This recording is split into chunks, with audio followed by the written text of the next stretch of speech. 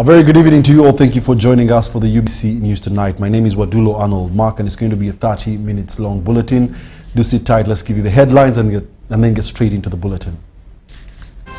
The news headlines are brought to you by the Deposit Protection Fund of Uganda. Keep your information up to date with your regulated financial institution. Customer deposits are protected up to 10 million Ugandan shillings. Terms and conditions apply. In our UBC News Tonight, Premier Nabanja passes out disaster rescue teams in Bulambuli district.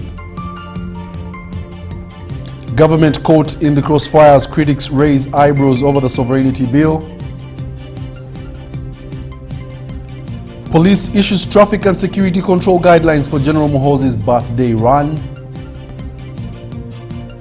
And in sports, Chema Technical College Masindi crown. The Deposit Protection Fund of Uganda, related financial institution. Customer deposits are protected up to 10 million Ugandan shillings. Terms and conditions. Coordinate and respond to disasters.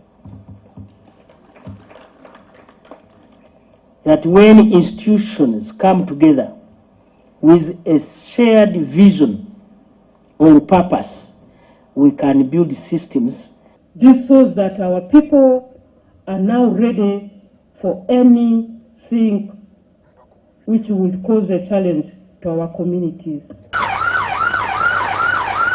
This is the first time Uganda conducts this type. In 2010, 2000 in rescue, neither was the police involved.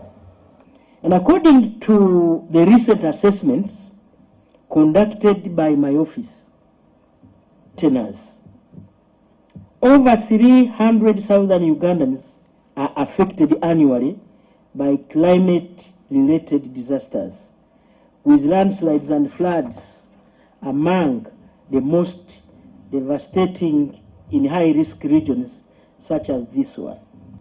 In the past 1 decade alone, landslides in the Elgon sub-region have claimed... As Daniel Mugoya reports.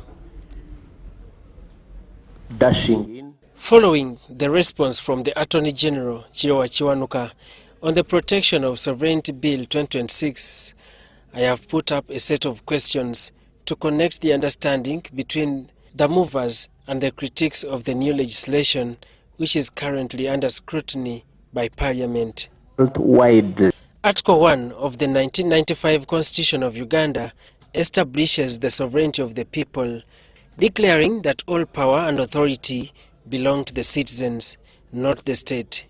It mandates that the governance is derived from the people's will and consent, exercised through regular, free and fair elections or referenda.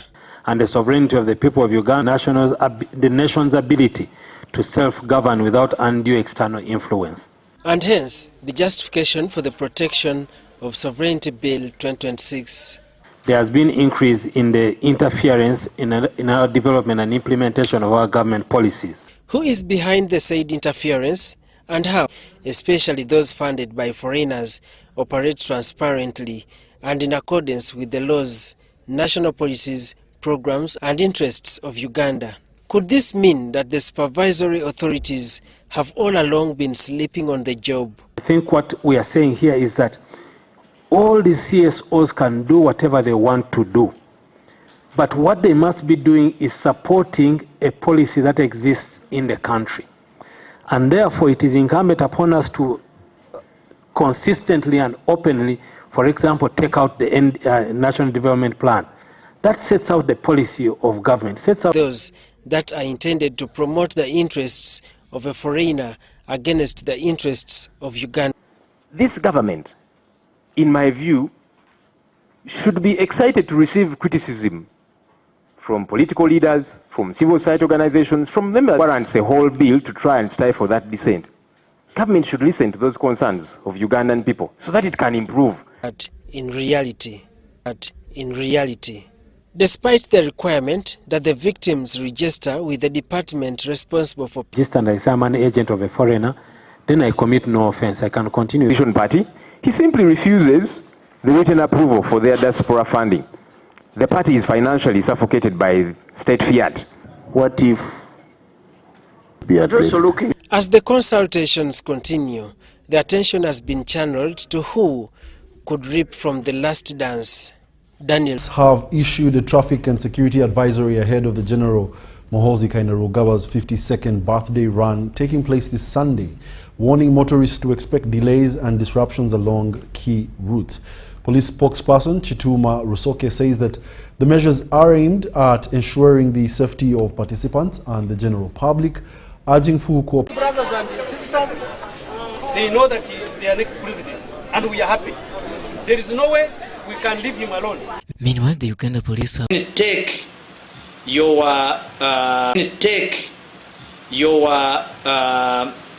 to the upper Kololo terrace, then drop up to Gogo bypass. That's on that although there will be no major restrictions on public participation, security agencies will closely monitor the events to guarantee safety for all attendees. Of course, we shall subject you to security checks. What we demand and request is compliance. We don't take this message lightly. We don't want a situation where somebody comes with a knife. After days of mobilization, General Muhoozi's birthday run is expected to attract participants from across the country. And we hope that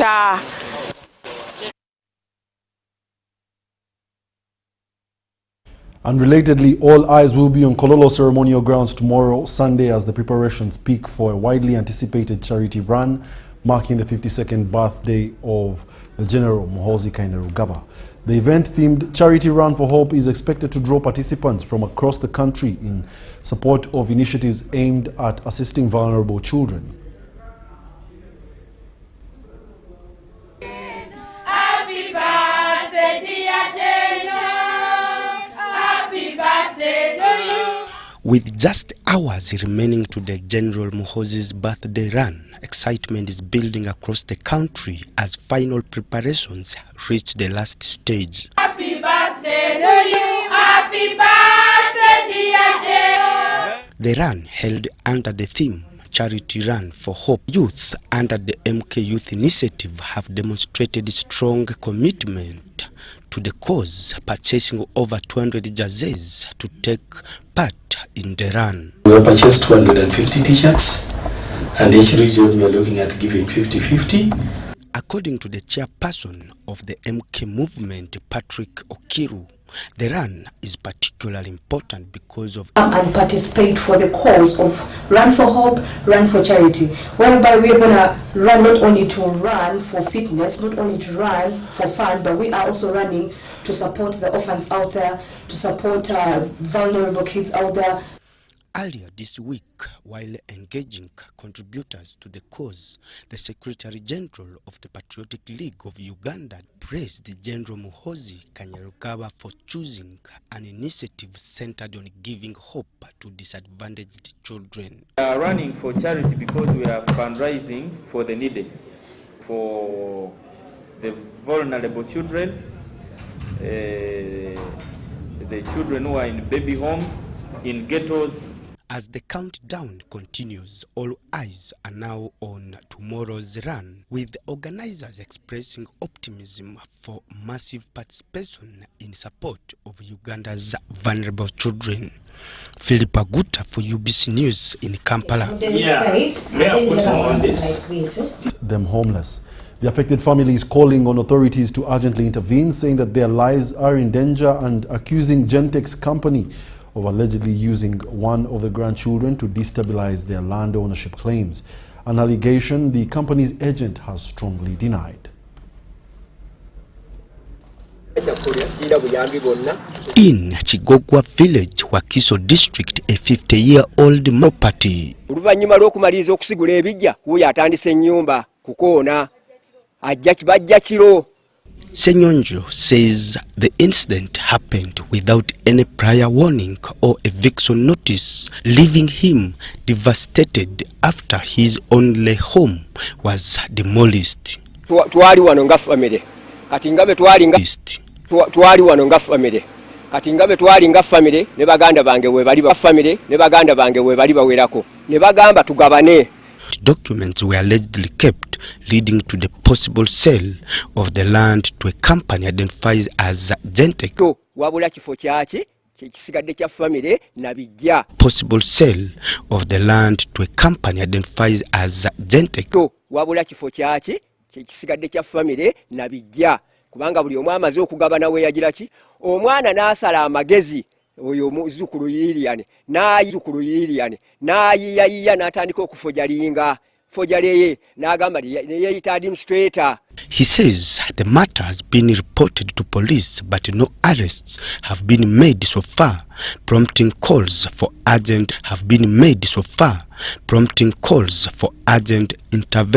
from relevant authorities. Netukuba enduulu ne badduka netukuba enduulu omulundi oguddako ne badduka kakati omulundi ogwaddako ne kukuba ennyumba netudduka netugenda ku poliisi twatuuka ku poliisi baatuwabuulira difference. Despite allegations, key details remain unclear, including who the rightful administrator of the land is, who took the documents to the bank, and who may have authorized the alleged sale. According to the area chairperson, the dispute has historical roots dating back to the establishment of Gentex's plastic plant in the area.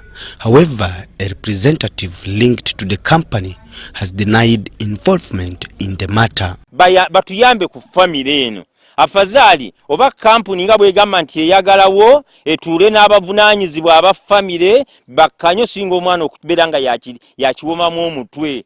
Authorities are yet to provide conclusive feedback as investigations continue. Philip Aguta for UBC News in Wakiso.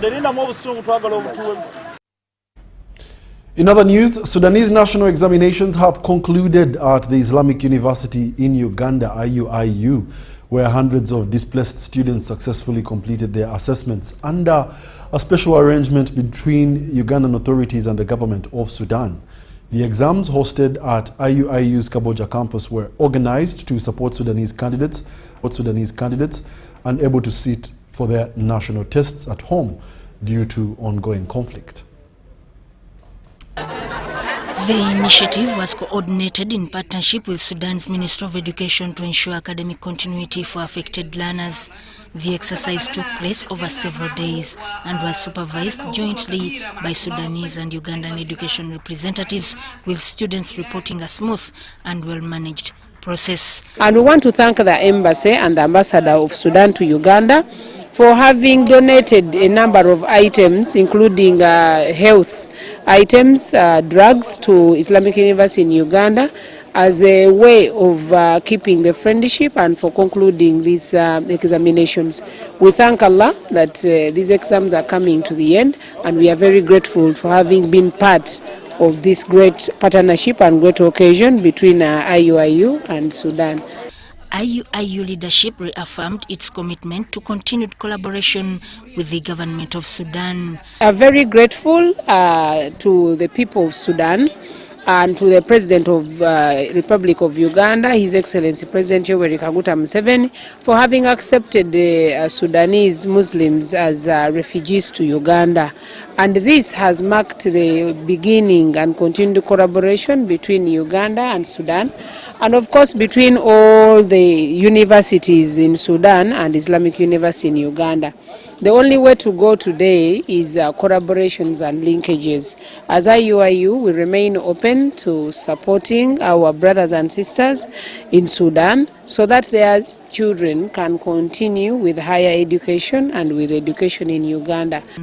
This initiative highlights how regional cooperation can address educational disruptions during crisis. There is, yes, a lot of challenges faced us, but we are able to overcome all these challenges, and now we are coming to the end of completions of this examination. I would like to take this opportunity also to talk about the importance of the Embassy of the Republic of Sudan look forward to strengthening the bilateral relationship between Uganda and Sudan, especially or particularly in the field of education. Sudat Kaye, UBC News. In Ankara, who is leading the delegation of Turkish tour operators, says the growth in visitor numbers over the past 2 years is encouraging and reflects the strength of the partnership. Two is that Turkish Airlines has been a very critical partner. They are increasing the frequencies, the number of flights flying into Entebbe, and this is enhancing connectivity. So we believe that there are more opportunities not only for tourism, but also for trade and for investment. Kasigaire adds that this is the second familiarization trip targeting leading companies in Turkey's outbound travel market. The aim is to foster collaboration and enable knowledge exchange with Ugandan tour operators on how best to further grow tourist numbers. The Ugandan embassy remains optimistic that such initiatives will not only attract more visitors, but also provide valuable insights from Turkey's experience in tourism promotion. So as an embassy, we are very, very happy to welcome this team, and we hope they'll enjoy the experience, and through them, we should be able to see the numbers growing. Herman Olimi, marketing officer at the Uganda Tourism Board, highlighted some of the key attractions the delegation will visit as they explore Uganda's rich biodiversity. Barara will have an experience of the Ankole cow. Then we proceed to Bwindi for the Great trekking. From Bwindi we proceed to Queen Elizabeth for the safari. And then after that we'll take them for the adventure city in Jinja, where we'll do all the water rafting, bungee jumping, quad biking. Meanwhile, the Turkish tour operators have expressed excitement about the trip and are eager to experience Uganda firsthand and understand why it is known as the Pearl of Africa. Today we saw the chimpanzees. It was an amazing experience. I loved it, and I recommend everyone to come here. We are very excited. It's a kind of new destination for Turkish market. The 8-day familiarization trip is part of activities marking the 10th anniversary of the Pearl of Africa Tourism Expo, POATE, scheduled to take place from the 21st of May to the 23rd, 2026 at the Munyonyo Convention Center. And in more news, President Yoweri Kaguta Museveni is urging faith leaders to go beyond the power pit and take an active role in transforming livelihoods, calling on churches to champion household levels auditorium at Life Restoration Ministries.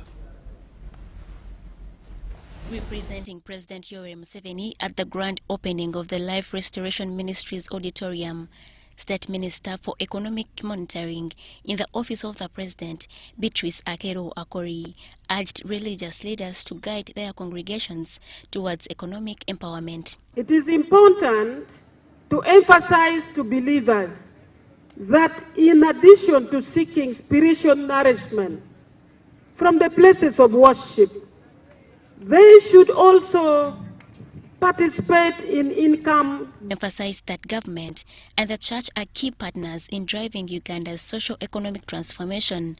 She noted that faith-based institutions play a vital role in uplifting communities and promoting how the President contributed towards the ministry. President of the Republic of Uganda, 30 million shillings.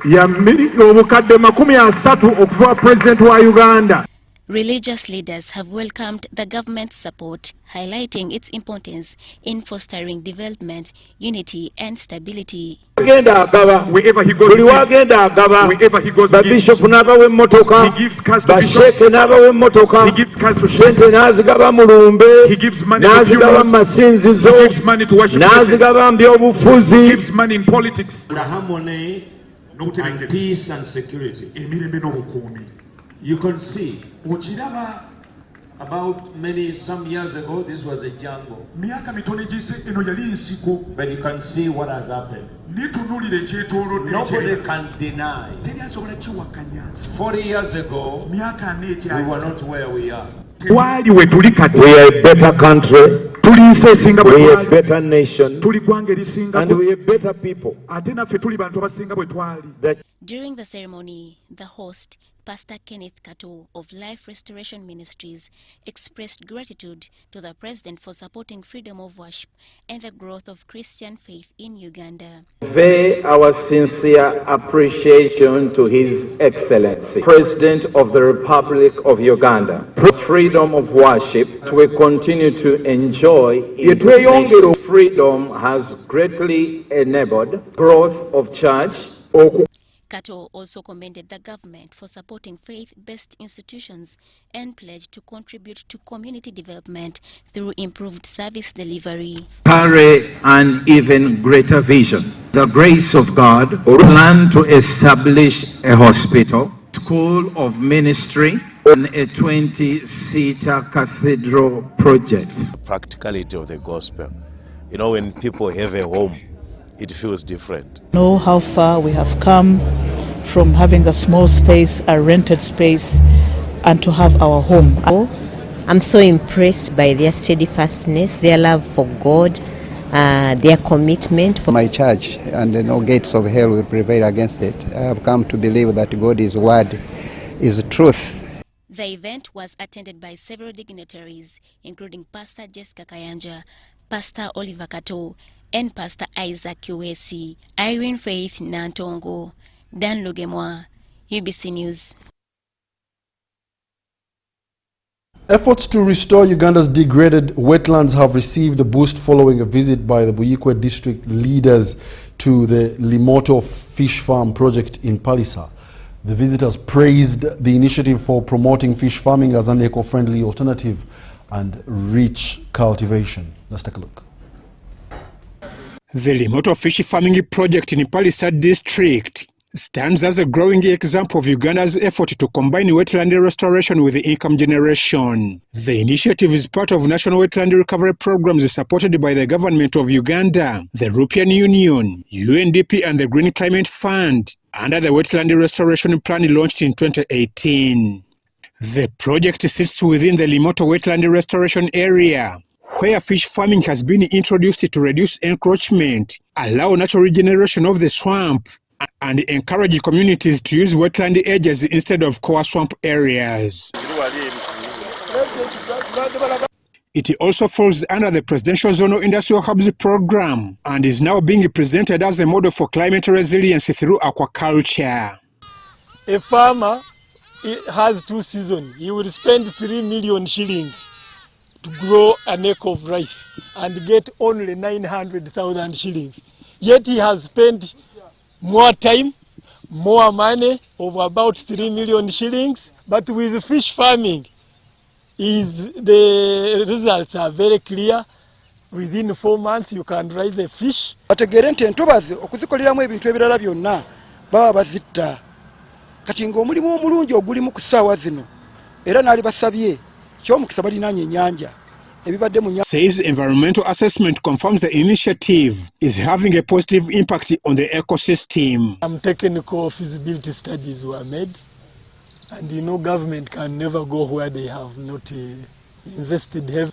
So research has already been done that it is possible to use the fringes of swamps, and people engage in fish farming using a chibalo. Here we are educating them on how to use records. The farm currently operates about 26 fish ponds, with each acre containing around 4 ponds, with each stocked with up to 15,000 fish. Major David Mwanga Chibirango, the Semuda project manager, says the initiative has shifted local incomes from rice farming and wetland fishing to more structured fish farming activities.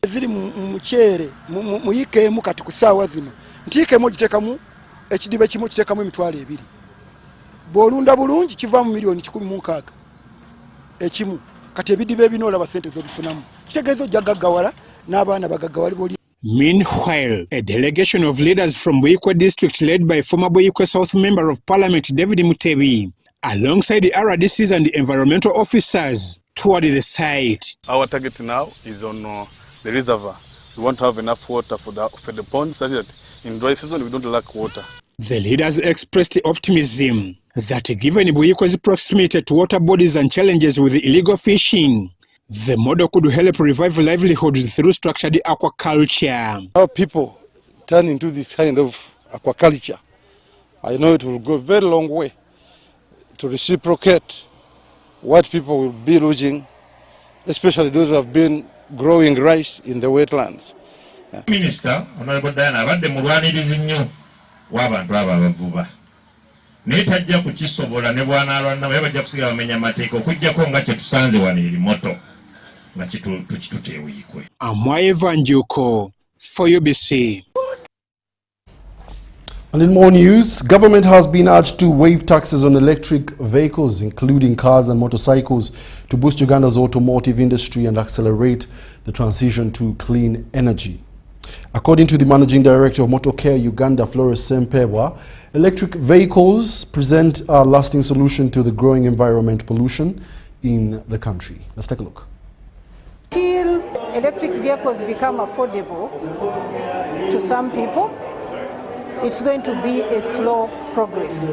Uganda's automotive industry is creating opportunities for industry players to innovate and design vehicles that not only offer convenience and the ability to navigate challenging terrains, but also align with modern and sustainable lifestyle. Launching a very big brand called Commissioner Winston Katshabe, representing the Minister advancing the automotive sector. Modern vehicles are no longer just means of transport. They are engineered systems designed to prevent crashes and protect hot spots. Production of globally recognized brands, therefore like Citroën, Fiat, and Peugeot offers Ugandans access to vehicles that meet international safety standards. The Denmark ambassador to Uganda emphasized that not only reinforce Uganda's drive for sustainable mobility, but it also supports innovation. The launch of a two-level motorcare workshop and the 2026 Landscape brand at motorcare offices in Kampala attracted officials from various government MDAs, members of the diplomatic corps, automotive innovators and researchers are forced to quarrel.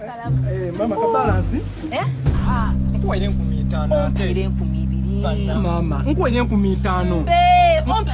Abantu abakuluma atandisa obuyayi mwene. Obuyayi obuliga. Iwe. Ngobi yanko bantu sente dange nizade kolera ngobi nakolera sente dange. Save yourself from quarreling. Use the Momo app or dial *165*3# to pay and enjoy zero charges below 5K. That's the power of Momo.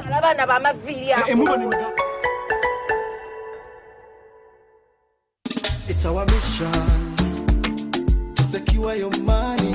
Protecting your money is as important as earning it. It is for this reason that the Deposit Protection Fund of Uganda, DPF, was established by the government of Uganda to provide deposit protection to customers of regulated financial institutions. In the unlikely event that your commercial bank, credit institution or microfinance deposit-taking institution fails, the DPF will pay you up to 10 million Uganda shillings. Keep your personal information such as national identification number, mobile phone or an alternative bank account updated with your banker. Terms and conditions apply. For more information, contact DPF at Aha Towers, Plot 7 Lodell Road, Kampala. Call 0312 206 400 or visit our website at www.dpf.or.ug.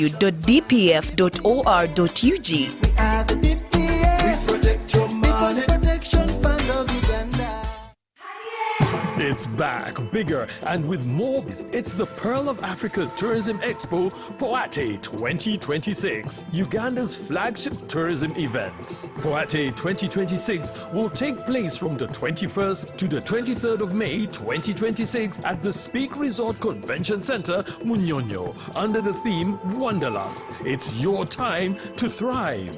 Yes, it's your time to tap into Uganda's renewed optimism and tourism growth. Tourism stakeholders, travel trade partners, and tourism enthusiasts will be part of the Poate 2026. Come and network with like-minded people and unlock new business opportunities. To participate, register at www.poate.co.ug. Poate 2026 is brought to you by Uganda Tourism Board and partners. Step into elegance, step into confidence, step into La Vie Boutique, located at Grand Imperial Hotel, Shop 6 and 8, right behind Bank of Uganda. La Vie Boutique brings you high-class corporate and casual wear for men, from sharp designer suits and crisp shirts to stylish casual t-shirts, tracksuits, shoes and accessories. We've got everything to make you stand out. Call us on 0772 419 181 or 0705 555 558. La Vie Boutique, where class meets style.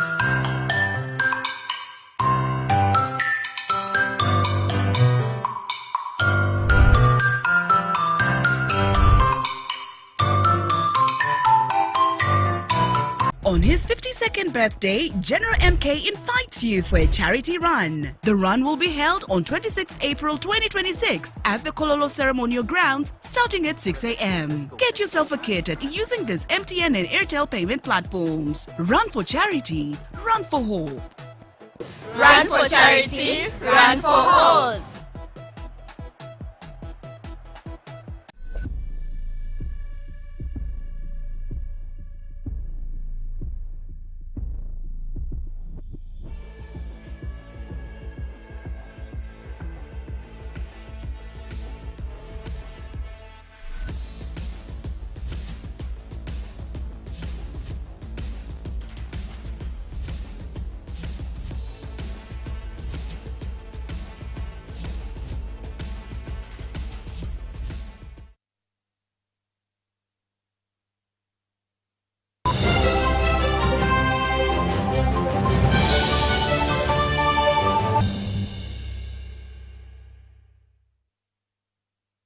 Welcome back. You're still watching the UBC News Tonight, broadcasting live from Nile Avenue. We now take you into the world of business.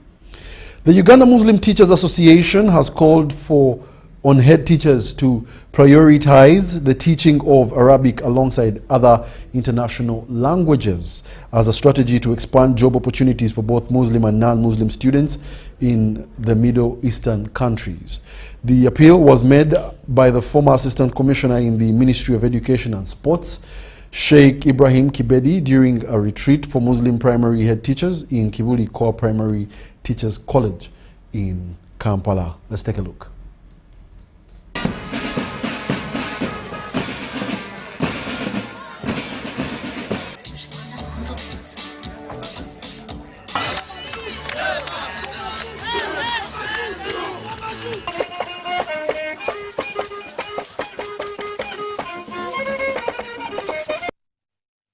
Over 150 primary school head teachers and their deputies from across the country under the Uganda Muslim Teachers Association have attended a one-day retreat aimed at rebranding the Muslim primary education sector. The retreat, held at Kibuli Core Primary Teachers College, brought together education stakeholders to discuss strategies for improving academic standards and school management. Former Assistant Commissioner in the Ministry of Education and Sports, Sheikh Ibrahim Kibedi, urged school leaders to treat their institutions as business entities. He cautioned them against being distracted by rumors and emphasized the importance of teamwork in achieving success. Kibedi also encouraged schools to prioritize the teaching of Arabic and other international languages to better equip learners for opportunities in the global job market, especially in Middle Eastern countries. Our teachers to manage our institutions as business. It doesn't matter whether it's a UPE school or a private school, because that is what has now taken place in the whole world. All organizations are run as businesses because there is a name that you want to get. There is a vision that every institution wants to get. We need improvement in everything. Secondly, this is the 21st century. The kind of children we produce are going to compete with children from all over the world. Meanwhile, UMTA Executive Director Ajil Namirembe said the retreat is focused on improving infrastructure in Muslim-founded schools as well as enhancing academic performance. We are here, we are having primary head teachers and deputy head teachers retreat. Today's retreat is our second edition of this kind, and we are looking at what do we do to improve the quality of education in our institutions? As UMTA, that is our mandate. The Assistant Secretary General of the Uganda Muslim Education Association, Hajina Sachiwanuka, described the retreat as timely and crucial for raising education standards in Muslim schools. We have a program for supporting our schools to rebrand, to change the public perception about Muslim schools and Muslim education generally. So this retreat is very important in retooling our head school administrators and school managers. Efforts to improve academic performance in Muslim schools continue to gain momentum, with school leaders being encouraged to take an active role in rebranding and professionally managing their institutions. Safari Share, a Ugandan multimodal transport marketplace, has launched online bus ticketing to improve operations across East Africa's transport network. In partnership with the Uganda Bus Operators Association, the innovation replaces fragmented informal processes with a single dashboard, making it easier to book bus tickets to various destinations, including East African nations. According to Safari Share, this innovation is the first of its kind in Uganda, with a management system covering route and schedule management, seat availability, passenger tracking, and revenue accountability. The move also comes when Uganda is enriching its digital framework as part of the economic transformation. Let's take a look. The government has been supportive to us. No, Safari Share does not own any bus. However, we work hand in hand with bus operators. Now, Safari Share only comes in at a point of bridging the gap of booking. So we do receive the bookings and issue tickets on behalf of the bus operators digitally. However, when the time of travel comes, please be at the bus terminal on time.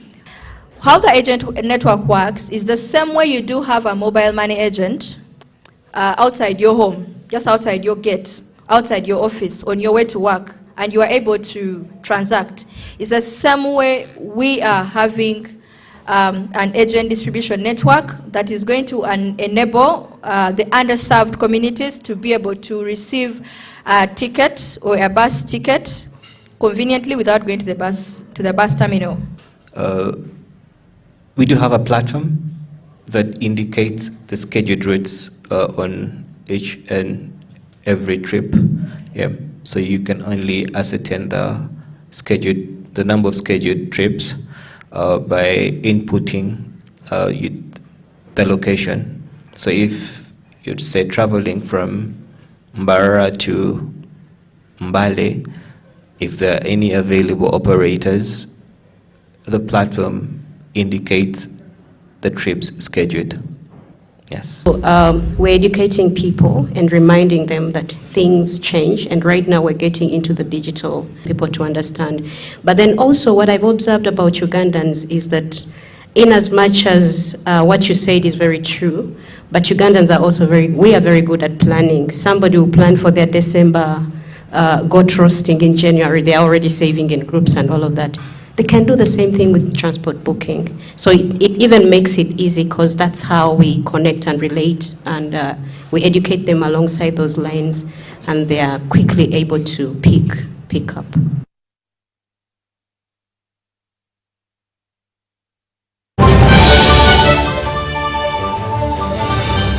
When you don't use Momo, you get insulted by strangers.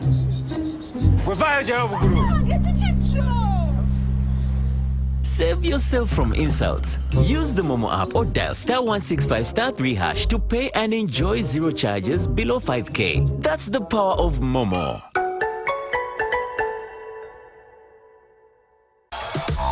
Does science build the economy? At National Science Week 2026, see innovations that transform industries, create jobs, and drive Uganda towards a $500 billion economy. Smart investors, discover what works and where to invest. The event runs from 30th April to 3rd of May 2026 at Kololo Independence Grounds. Free entrance to all. The theme, STI Works, powering Uganda to a $500 billion economy. Don't just watch the future, invest in it. Brought to you by the Science, Technology and Innovation Secretariat, STI, making Uganda the best. Are you looking for a home away from home? Then this is the place for you. My name is Chini Kaji, and welcome to Hotel Le Confidential. With 84 comfortable rooms where you can relax and feel safe. Each room has a lovely view of green vegetation, Wi-Fi, air conditioning, and a tasty breakfast. Children can have fun at our kids' water park and our kids' play area. You can also enjoy our world-class health club, spa, sauna, gym, boutique, and sky blue swimming pool. Thank you for choosing Hotel Le Confidential, where every stay is unforgettable. Come and stay in comfort, right at home, today, tomorrow, and always.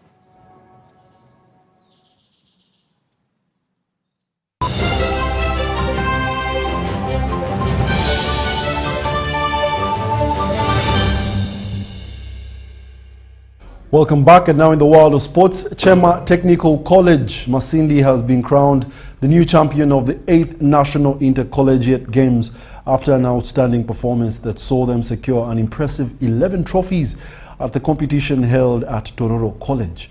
The championship brought together a wide range of disciplines. These include physical sports such as football, netball, basketball, handball and woodball, as well as mind games like chess, omweso, Scrabble and drafts actually. The Technical College Masindi emerged as the dominant force, clinching top honors in multiple categories.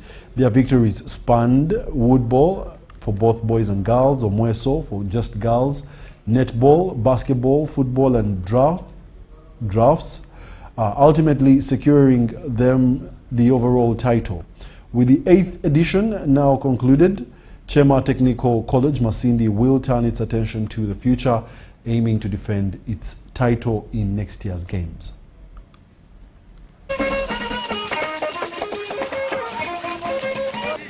games in Tororo were nice. We thank the management for the games, and then we also thank our schools for giving us the support that has enabled us to emerge as champions, world champions. And we also thank God for the journey masses and the energy he gave us. I thank the school management for having invested in financially to keep us going through the season for the games. And I also like to thank our tutors, our sports tutors, for having encouraged us to perform to our best. This is amazing. Everybody is wondering what is in Chema, and they want to come and see what is here. So to me, that is just a small gesture that bigger things are happening here, and they are yet to happen. Yes. So it is of working together, keeping the spirit of teamwork and love for Chema, that we can always cause changes everywhere. Like the sport in the entire Uganda, there were 27 colleges, 27 colleges, and Chema is the best.